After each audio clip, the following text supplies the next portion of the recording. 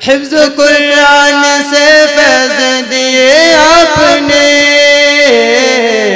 हिफ्ज़ कुरान से फैज़ दिए आपने, इल्मी तशना बुझाए नसीम आपने। वही थे एक चमन हखिला हर गली, वही थे एक चमन हखिला हर गली, क्या ही यादा थे वो अलमगद।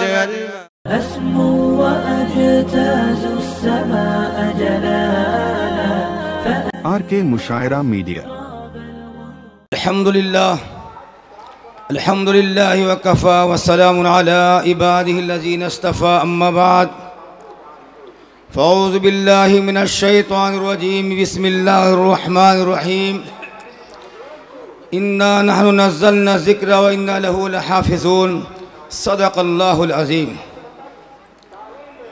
सदर बावक़ार स्टेज पर रौनक अफरोज़ हज़रात उलमा इकराम, नीज़ मुअज़्ज़ज़ सामिन इकराम, नौजवानान इस्लाम, अज़ीज़ तलबा इकराम, मुझ नाचीज़ को कुछ देर के लिए आप हज़रात के सामने बैठाया गया है। मुझे आज बहुत बड़ी खुशी हो रही है कि जहाँ एक तरफ वालिद मोहतरम हज़रत मौलाना मोहम्मद जलाल साहब अमीर शरीयत साली सदर जमीयत उलमा उड़ीसा एक फर्जिंदे अंजुमन यहाँ पीर बाजार भानपुर में एक मदरसा के निज़ाम को बहुत अच्छी तरह चला रहे हैं और साथ ही साथ मंचेश्वर में इमाम भी हैं। और दूसरी तरफ मुझ जैसे हकीर व नाचीज़ हज़रत के जो मदरसा जामे इस्लाम शरूलूम था वहाँ मुझसे भी खिदमत ले रहा है। आप हज़रात दुआ फरमाएं कि अल्लाह ताला दोनों मदरसा को और पूरे जहाँ के मदरसा को कामयाबी से हमकिनार करे, निज तरक्की अता फरमाए। बुजुर्ग और दोस्तों, आपके सामने 6 हफ़ाज़ किराम की दस्तार बंदी होगी। आप देखेंगे अभी कितना बेहतरीन मंजर होगा। कुरान पाक की सही तरीके से हमको समझ में नहीं आई कि कुरान पाक हमें क्या बतलाता है, कुरान पाक क्या सिखाता है और कुरान पाक हमको क्या देता है नहीं देता है।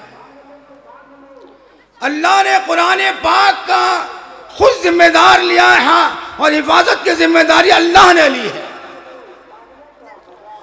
मदारिस की जिम्मेदारी, मदारिस की अहमियत इतनी सख्त जरूरत है इस वक्त में कि दीन की बका के लिए मदारिस का रहना बहुत जरूरी और अहम है। मदारिस की अहमियत को हमारे दूसरे कौमों ने समझा। मदारिस की अहमियत को अंग्रेजों ने समझा था और जब अंग्रेजों के खिलाफ में सबसे पहले जामा मस्जिद दिल्ली के मेंबर से शाह अब्दुल अजीज मुहद्दिस दहलवी ने फतवा दिया था कि अंग्रेज के फौज में भर्ती होना हराम है। उसके बाद क्या हुआ? अंग्रेज जब हारते रहे, तारीख बताती है, उन्होंने मशवरा किया कि आज हम इस मुल्क के अंदर कैसी हुकूमत करेंगे, कैसे जिंदा रहेंगे। मशवरा में बात तय पाई कि जब तक उलमा किराम जिंदा रहेंगे, मदारिस जिंदा रहेगा, उस वक्त तक हम यहाँ हुकूमत नहीं कर सकते। चुनांचे 1857 की ईस्वी में हजारों मदरसा को दिल्ली के अंदर बुलडोजर के जरिए नेस्तु नाबूद कर दिया गया। और अंग्रेज तामील से लिखता है कि मेरे सामने 40 उलमा किराम को नंगा करके खीमे के बाहर जला दिया गया और 40 को नंगा किया गया। मैंने 40 से पूछा कि एक बार कह दो कि अंग्रेज फौज में भर्ती होना जायज, हम तुम्हें छोड़ देंगे। 40 उलमा किराम ने जान दे दी लेकिन ये लब पे नहीं कहा कि अंग्रेज फौज में भर्ती होना चाहिए।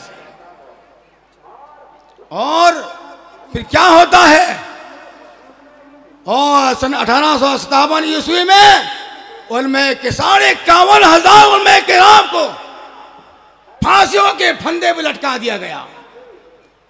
उलमा ने कुर्बानी दी।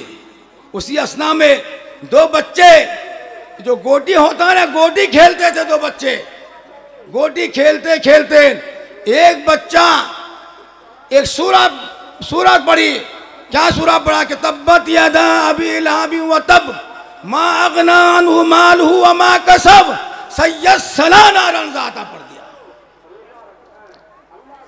तो फौरन दूसरा बच्चा उसे खड़ा होकर टोक दिया कि सयस्ला नहीं है, तब्बत यदा अबी लहब व तब मा अगना अन्हु मालहु व मा कसब सयस्ला नारन ज़ाता है।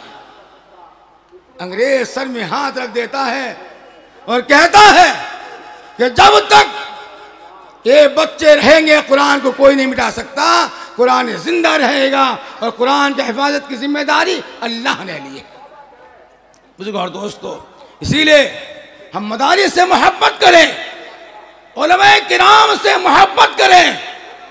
वरने हज़रत मौलाना इलियास साहब रहमतुल्लाह अलैह लिखते हैं, हदीस की बात नहीं है, मौलाना इलियास साहब रहमतुल्लाह लिखते हैं कि उलमा के खिलाफ बोलने वाला इंसान शख्स अगर उसको गाड़ दिया जाए, उसके बाद जब उसे खोल कर देखा जाएगा कब्र को, तो पश्चिम की तरफ से मुंह फेरा हुआ मिलेगा उसको। बुजुर्ग और दोस्तों, इन मदारिस से मोहब्बत, मदारिस के बच्चों से मोहब्बत, कुरान से मोहब्बत करना हमारे लिए जरूरी है। आज हम कुरान को सजाने के तौर पर रख देते हैं। हमारे एक दोस्त फरमा रहे थे, क्या फरमा रहे थे, एक दोस्त ने फरमाया कि उलमा को मैंने एक दिन दावत दी और मैंने एक उलमा को, आलिम को अपने घर बुलाया, दावत दी। दावत खा के गए, मेरा 1.5 लाख रुपया मेरे तकिए के नीचे रखा हुआ था, तकिए के नीचे 1.5 लाख रखा हुआ था। तो वो आलिम चले गए। जब चले गए आलिम, तो 1.5 लाख रुपया इनका मिला नहीं। तो उनकी बदगुमानी हुई कि जिस आलिम को मैंने दावत दी थी वो आलिम ने पैसा ले लिया। दूसरे साल आए, जब दूसरा साल आए उलमा, वो आलिम आए तो अभी सचोपन में पड़ गया कि दावत दो है न दो, दावत दो है न दो। तो आखिरकार सोचा, उनके घर वालों ने कहा कि दावत दे दो। दावत दे दी गई। जब वो आलिम आए, खाने से फारिग हुए, कहा कि हज़रत एक बात मैं पूछता हूँ आपसे कि मैं पिछले साल आपको मैंने दावत दी थी, आप खाना खाए, तकिए के नीचे मेरा रुपया 1.5 लाख रखा हुआ था, आप लेकर चले गए। वो आलिम बहुत रोने लगे, बहुत रोए, रोने लगे। तो शख्स कहने लगा, लियो तो ले लिए रुपया, रो क्यों रहे हो? कहा कि मैं इसलिए नहीं रो रहा हूं कि मैंने रुपया लिया है, मैं इसलिए रो रहा हूं कि आज तक तुम एक मुसलमान होने के नाते 1 साल का जमाना हो गया, कुरान पाक को नहीं खोला है। वो 1.5 लाख रुपया कुरान पाक के जुज़दान के अंदर मौजूद है। ये मुसलमानों की हालत, आइए मुसलमानों की हालत। याद रखो, कुरान से वाबिस्ता तोड़ोगे तो अल्लाह तुमसे रिश्ता तोड़ेगा, हदीस से वाबिस्ता नहीं रहोगे तो अल्लाह रिश्ता आपको तोड़ेगा। इसीलिए मदारिस से मोहब्बत, बच्चों से मोहब्बत और उलमाओं से मोहब्बत हमारे लिए ज़रूरी है। कुरान पाक से मोहब्बत ज़रूरी है। अल्लाह ताला इस मदरसा को दीन दोगुनी रात और सारे मदारिस को दीन दोगुनी रात चौगुनी तरक्की अता फरमाए। आमीन सुम्मा आमीन व आखिर अल्हम्दुलिल्लाह रब्बिल आलमीन।